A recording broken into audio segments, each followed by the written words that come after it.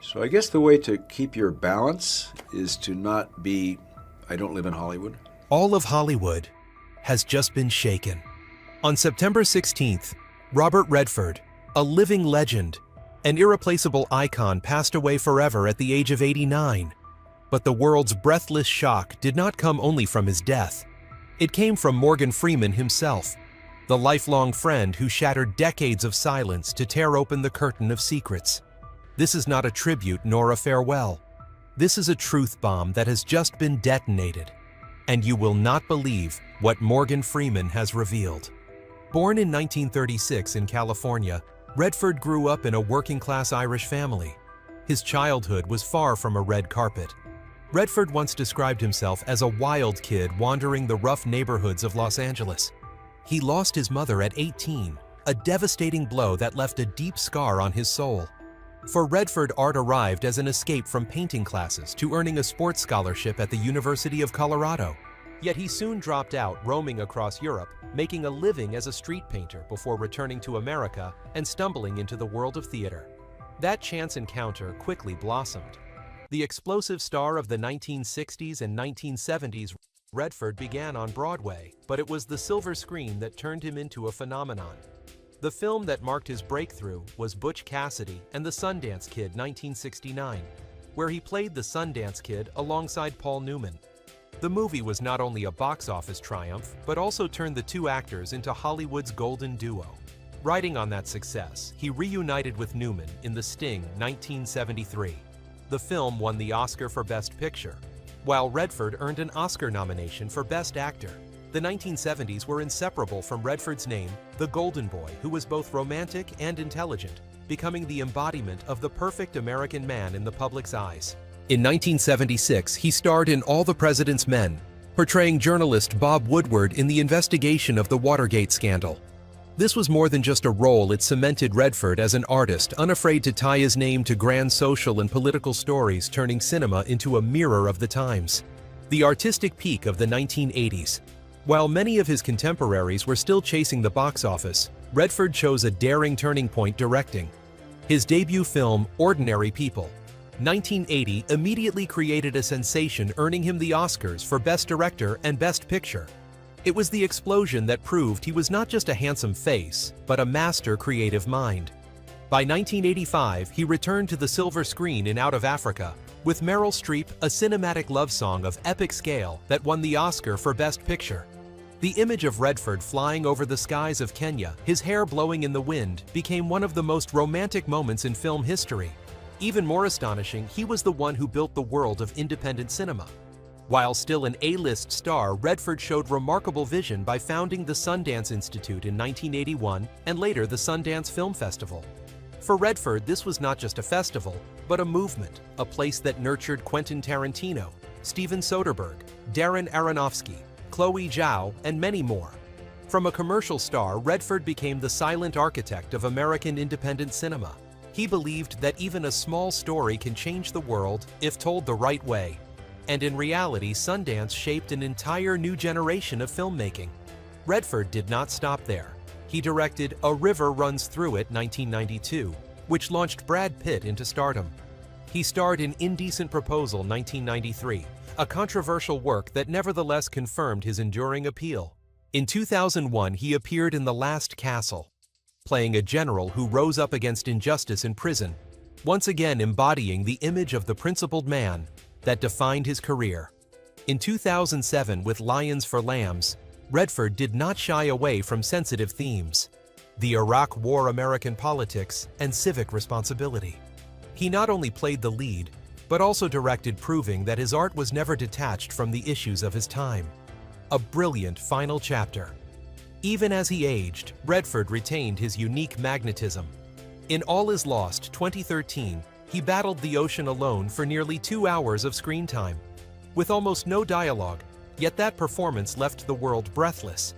In 2014, he joined the Marvel Universe in Captain America, the Winter Soldier portraying politician Alexander Pierce, proof that even in blockbusters, Redford carried his signature gravitas. The ultimate high point of his acting career was The Old Man and the Gun, 2018, right after announcing his retirement. The role of a charming, witty old thief was seen as a perfect farewell, a character that reflected both his rebellious youth and his seasoned wisdom. And even in 2025, he appeared in a cameo in the series Dark Winds, showing that his love for cinema never faded. But destiny has come. A star in the Hollywood sky has gone out. Robert Redford, the legend, has closed the curtain. On September 16, 2025, Hollywood fell silent. Robert Redford, the blonde-haired boy from Santa Monica, who once melted millions of hearts with his mischievous smile in Butch Cassidy, and the Sundance Kid, took his last breath at his private home in Sundance, Utah, at the age of 89. In a short but deeply moving statement, his family said he passed away peacefully, in the arms of his wife Sybil Saggers, and his children, leaving behind an artistic and human legacy the world will never forget. The news of Redford's death immediately appeared on the front pages of the Washington Post, The Guardian, and the Los Angeles Times. The press unanimously called him the last icon of classic Hollywood, the man who reshaped American cinema, a monument of humanity. These were not just poetic tributes, but acknowledgments that Redford's passing marked the end of an era, the age of silver screen stars who were both romantic and intellectual in stature. The Los Angeles Times wrote, "Redford was one of the rare stars who embodied both worlds' commercial appeal and artistic depth. He was the face of Hollywood's golden age, and at the same time, the architect of the future of independent film." A wave of remembrance across the globe. Immediately after the sad news, colleagues and statesmen around the world paid tribute. Jane Fonda, his longtime co-star, wrote, "I cannot stop crying. He was the embodiment of an America that was kind, romantic, and full of hope." Bob Woodward, the journalist of Watergate, said Redford was a principled force for good. "He not only told our story, he helped the whole world understand the value of truth." The family of Paul Newman wrote, "He was a brother, an ally, and the friend with whom our father shared endless jokes. The old Porsche is still here, and their laughter will never be lost." Leonardo DiCaprio said, "If it were not for Robert Redford and Sundance, I might not have the career I have today." Hillary Clinton called him a voice of justice and art. Thousands of young filmmakers who once emerged from Sundance also posted their tributes, from Quentin Tarantino and Steven Soderbergh to Chloe Zhao. The stature that shaped both Hollywood and independent film. What made Redford an icon was not only his string of classic films or his golden looks, but his strategic vision. He did not just act in films, he built an ecosystem. If Hollywood was the cathedral of blockbusters, then Sundance, Redford's dream, was the cradle of smaller stories with great weight. He did what few stars dared to do, using his fame and fortune to build a runway for the next generation. Let us send a few words of mourning and gratitude to the legend Robert Redford, a man who lived his life fully for art. But among the countless voices of tribute, one voice rose that made the entire world fall silent. It was Morgan Freeman, the colleague and soul friend who shared nearly half a century with Redford. Morgan Freeman and Robert Redford, a friendship spanning half a century. The first meeting, a fateful click, 1980. In 1980, Robert Redford invited Morgan Freeman to join the film Brubaker, a socially conscious work about a prison warden played by Redford, determined to reform a broken system. Freeman at the time was still a newcomer, searching for a foothold in Hollywood. On set, something strange happened. Two men from very different backgrounds, Redford, the blonde global star, and Freeman, a black actor who had not yet been given many chances, instantly clicked. Freeman later wrote on his personal page, "After working with Robert Redford on Brubaker in 1980, we instantly became friends." This was not a polite gesture. For Freeman, Redford was not only a colleague, but one of the rare companions in a Hollywood still marked by barriers of race and class. For many years, the two did not often appear together on screen, but their friendship remained solid. Redford was already a major star, while Freeman gradually rose through Street Smart, 1987, Driving, Miss Daisy, 1989, and The Shawshank Redemption, 1994. They walked parallel paths, but stayed in touch, cherishing each other as friends who shared the same love for cinema. Freeman once recalled that Redford had a very straightforward, unpretentious way of working. Bob, as friends called Redford, spoke little, but whenever he gave advice, it carried weight. Freeman learned from him that art was not about chasing the spotlight, but about staying true to the story. The Grand Reunion. A Dream Come True. 2005, 25 years after Brubaker, Redford, and Freeman reunited on the set of An Unfinished Life. 2005, a film about forgiveness and healing. Redford played a lonely old man in Wyoming, while Freeman portrayed his injured but ever-loyal friend. During the film's promotion, Freeman shared emotionally, "Working with Bob again, after so many years, was a dream come true. Between us, there is a connection you cannot manufacture. With technique, it can only come from respect and genuine friendship." Redford also responded in an interview with USA. "Today, Morgan is one of the few actors who make me feel safe when acting with them. He brings a calmness and honesty that the audience can feel even when he says nothing. No one expected the film to mirror their real-life friendship so perfectly. Two men who had endured hardships, carried pain together, and found peace in simple companionship." Freeman called this reunion a dream come true. Audiences watching the movie could easily feel the natural harmony between the two characters. They were not acting, they were simply living together in every frame. That was the power of a true friendship nurtured over decades. For more than 4 decades, that friendship remained quietly unshakable, never needing to be displayed. And only when Robert Redford closed his eyes for the last time did Morgan Freeman choose to break the silence with words so brief, yet powerful enough to shake the entire world. Morgan Freeman breaks the silence, an emotional bombshell. On September 16, 2025, just hours after the news of Robert Redford's death spread across the globe, Morgan Freeman unexpectedly broke his decades-long silence. On both X and Instagram, he posted a short message. "After working with Robert Redford on Brubaker in 1980, we instantly became friends. Working with him again in An Unfinished Life was a dream come true. Rest peacefully, my friend." Only 3 sentences yet, every word struck directly into the hearts of audiences. Freeman did not recount long memories, did not list achievements, did not use ornate language.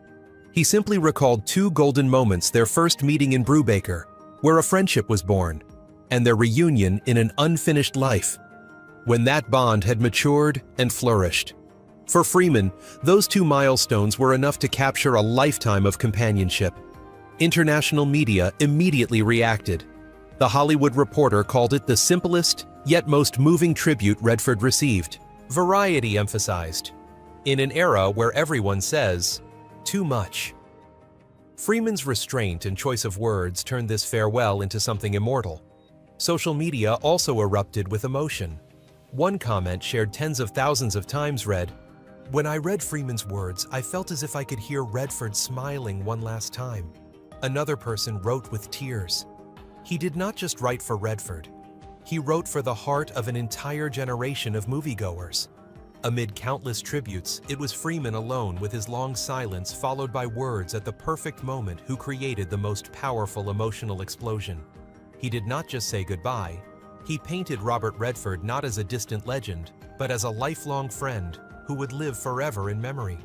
But to truly understand the weight of Morgan Freeman's farewell, we must look deeper into Robert Redford himself, the man behind the legend. Behind the Sundance Kid's smile that enchanted millions were private wounds and personal tragedies that quietly shaped a resilient artist and a profoundly human soul. Personal tragedies that shaped Redford. The first loss. The shock at 18. At just 18, Redford lost his mother Martha Hart due to complications after childbirth. This blow came as he stood on the threshold of adulthood, leaving a void that could never be filled. He once shared in an interview, "I felt abandoned without support. That pain shaped the way I see life." His mother's death pushed Redford into a rebellious state. He dropped out of school and wandered across Europe painting on the streets of Paris, Madrid, Florence. Those days of drifting were both a way to escape his grief and the beginning of his love for visual art and diverse cultures elements that later infused his humane and sophisticated filmmaking style. Wounds within the family. Beyond losing his mother, Redford also faced another tragedy. His twin sisters died in childhood. Layer upon layer of loss created a soul marked by sorrow, yet also deeply sensitive to the pain of others. He once confided, "When you lose so many people close to you, you learn to see life through a fragile lens. That is why I cannot make shallow films. Perhaps this explains why even as a global star, Redford sought scripts that touched on raw human truths, rather than chasing pure entertainment. But tragedy never stopped haunting his life. The death of his son, a wound that never healed. The greatest tragedy of Redford's life came in 2020, when his son James Redford died at the age of 58 from liver cancer. James was not only his child, but also a documentary filmmaker, the heir to his father's passion for art and social causes. James co-founded the Redford Center, a non-profit that produced environmental documentaries. His passing devastated Redford. In a rare statement, he said, "We are heartbroken. James was the light of my life, but I know that light will continue to shine through the films he left behind." For Redford, it was not only the pain of losing a son, but also losing part of the family's future legacy. What set Redford apart was that he never hid his tragedies. He transformed them into creative fuel. Ordinary People, 1980, his directorial debut, told the story of a family torn apart by the death of a son. The film won 4 Oscars, including Best Director. Many critics believed Redford poured into it the very grief of losing his mother and sisters, turning the movie into a requiem of loss and healing. A River Runs Through It, 1992, told the story of 2 brothers growing up against the majestic backdrop of Montana, ending with the tragic fate of the younger brother. It echoed Redford's own experiences of loss. He once said that the river in the film symbolized life itself, beautiful, fierce, and never ceasing to flow like memories and grief that never fade. Even the environmental documentaries Redford later produced carried a personal undertone. The fear of loss, not only of family, but of the entire planet. Art as a medicine for healing. It can be said that Redford transformed personal grief into a special energy for his career. He did not deny tragedy, but accepted it and turned it into films that allowed audiences to reflect on their own lives. For this reason, many called him an artist of healing. Films such as Ordinary People and A River Runs Through It were not just entertainment, but sanctuaries where viewers could find empathy, comfort, and sometimes answers for their own private sorrows. Critic Roger Ebert once wrote, "Redford did not make films to tell his own story. He made films to tell us that you are not alone in your pain." Looking back at Redford's life, one truth is clear: the losses that could have broken him instead became the material that built his legacy. From a boy who lost his mother at 18, Redford rose to become a silver screen legend, and more importantly, an artist who turned tragedy into an art of healing for millions. Robert Redford will always be remembered as the blonde, charming star with the romantic aura of classic Hollywood. Yet behind the glamour was a man whose private life was quiet, contemplative, and at times surprisingly simple for a global icon. The everyday Redford, behind the spotlight. A legend of the silver screen, yet a simple man. He went through a rather turbulent path in marriage. Redford married for the first time in 1958 to Lola Van Wagenen, a historian. The couple lived together for more than 2 decades and had 4 children: Scott, who passed away at just 2 months old, Shauna, David James, James Redford, who died in 2020 from liver cancer, and Amy. After 27 years of marriage, they divorced in 1985. It was considered one of the deepest wounds in Redford's personal life, yet he and Lola maintained a relationship built on mutual respect. In 2009, Redford remarried Sibylle Sagers, a German artist 19 years his junior. The two had known each other since the 1990s, and their relationship was often described as Redford's peaceful final chapter. Sibylle, an abstract painter and environmental activist, was said to have had a positive influence helping Redford find balance and harmony in his later years. Wealth and real estate: rich, but never showy. With more than 6 decades in the arts, Robert Redford accumulated an estimated fortune of around $200 million. Yet he never lived in the flashy extravagance of many other Hollywood stars. Much of his wealth was tied to Utah, where he founded the Sundance Resort and the Sundance Institute. The resort was not only a luxurious retreat, but also a sanctuary for independent art, a place where young directors such as Quentin Tarantino, Steven Soderbergh, and Chloe Zhao got their start. Alongside the resort, Redford owned several plots of land and ranches in the Utah mountains. including a horse ranch valued at nearly $5 million, with 30 acres of pasture stables and rustic cabins nestled at the foot of the mountains. Beyond Utah, Redford once owned a villa in Tiburon, California, overlooking the San Francisco Bay. He and Sibylle purchased the home in 2020 for $3.1 million and sold it in 2024 for $4.65 million, a testament to his refined taste in real estate, choosing properties that were both comfortable and close to nature. In Santa Fe, New Mexico, Redford also had an artistic home where he and his wife found inspiration. Sibylle, as an abstract painter, described the house as a space of light and color, reflecting their shared love for nature and art.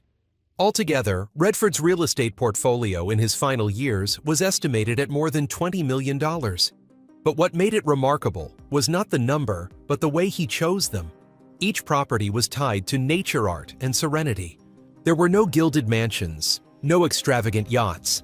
Instead, people often saw him in his wooden cabin in Utah, wearing sweaters and slippers, enjoying his favorite seafood soup. That simplicity was what set Redford apart, a silver screen legend who found happiness in the everyday, in places where Hollywood's spotlight no longer reached. A lifestyle of simplicity, peace, and closeness to nature. One of the stories often told is how people in Utah would frequently spot Redford dining at a small local restaurant near his home. He usually dressed simply in jeans, sweaters, sometimes even slippers, enjoying his favorite seafood soup while reading a book. Few could have imagined that sitting in front of them was an Oscar-winning Hollywood legend. Redford always lived close to nature. He spent much of his time hiking, painting, and engaging in environmental causes. Instead of pouring money into extravagant luxuries, Redford invested in art and the environment, something that set him apart from many of his peers. In an interview with Esquire, Redford once said, "I don't want to be swallowed by Hollywood. I need nature to stay sane. The city can give you fame, but the mountains give you truth." A warm grandfather. Beyond his roles as an actor, director, and activist, Redford was also a devoted grandfather. His grandchildren once shared rare photos of him with his silver hair and gentle smile, reading books with them or taking them horseback riding. These moments stood in stark contrast to the powerful image of Redford on the silver screen. They showed a simple old man who loved his family and cherished every moment of ordinary life. A quiet soul behind the spotlight. Robert Redford was proof of a beautiful paradox. The higher he climbed to fame, the more he chose to live humbly and peacefully. Marriage, family losses, and immense wealth did not lead him to flaunt his life. Instead, they deepened his desire for serenity in nature and art. In Hollywood, where extravagance and scandal often overshadow everything else, Redford was a rare exception. A legend who managed to preserve a private, tranquil life, while remaining rich and profound enough to inspire millions. Yet his simple life among family and mountains was only part of the picture. Redford never saw himself as someone standing apart from the world. He believed that fame and fortune only mattered when used to protect something greater: nature and the planet itself. Social and environmental activism. The journey began in Yosemite. At the age of 11, Robert Redford suffered from a mild case of polio. After his recovery, his parents took him to Yosemite National Park to regain his strength. Standing before the majestic waterfalls, the towering granite cliffs, and the endless ancient forests, the blonde-haired boy had a life-changing experience. Redford later recalled, "Nature saved me. There, I realized there was a power greater than myself, and I wanted to stay connected to it for the rest of my life."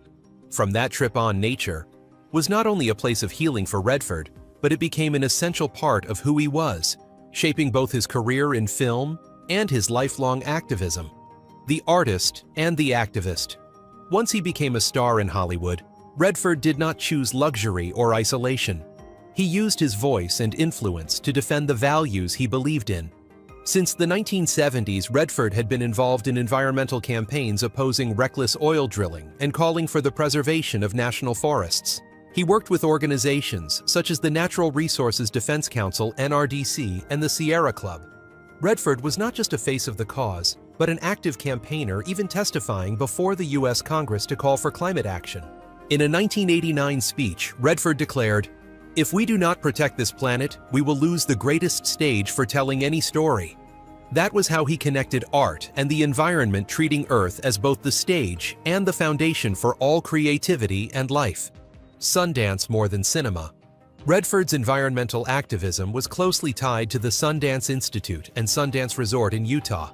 Beyond being a tourist destination or a film hub, this area was developed by Redford with sustainability in mind, preserving nature, while offering artists and audiences direct contact with the natural world. Redford often told young directors at Sundance, "You cannot tell a big story if you do not know how to listen to the wind through the trees."